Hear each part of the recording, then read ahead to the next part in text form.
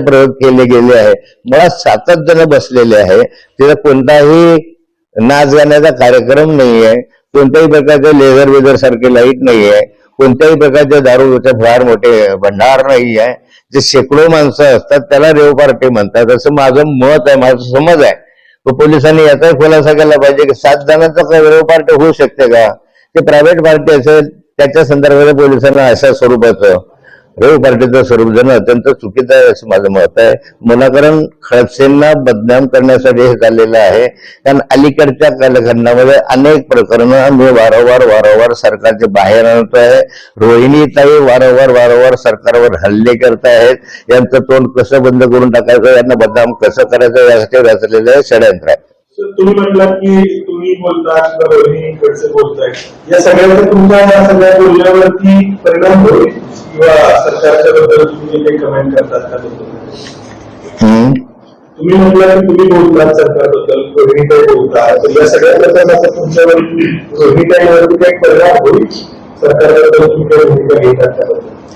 हे बघा, हे काहीही झालं तरी सत्य समोर येईल. हो, न्यायालयामध्ये प्रकरण आहे त्यामुळे अधिक मी काही जास्त बोलू शकत नाही.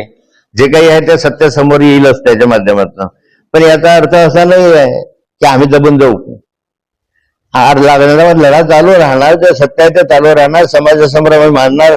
माझा वारंवार सांगितलेलं आहे या ठिकाणी की या संदर्भामध्ये मी वारंवार गिरीश महाजनांच्या संदर्भामध्ये हनी ट्रॅपच्या संदर्भात जे प्रभुत्व लोढा सांगतोय त्याचे उत्तर सरकार का देत नाही? त्या सीडीचं काय एवढं हे होत नाही?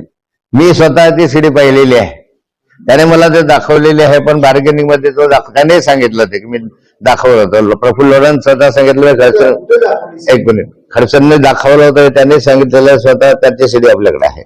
पण जे दाखवलं ते माझ्याकडे नाही आहे, त्याने दिलंच नाही असंही त्यांनी सांगितलं, मी दिलेलं नव्हतं.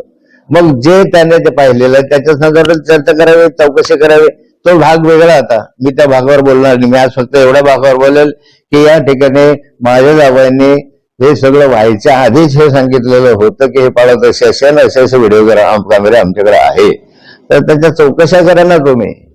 त्या जाऊ द्या तो प्रकार, मग त्या प्रकाराचा छडा आम्ही लावूच. आणखी नाशिकच्याही प्रकरणाचा लावूच.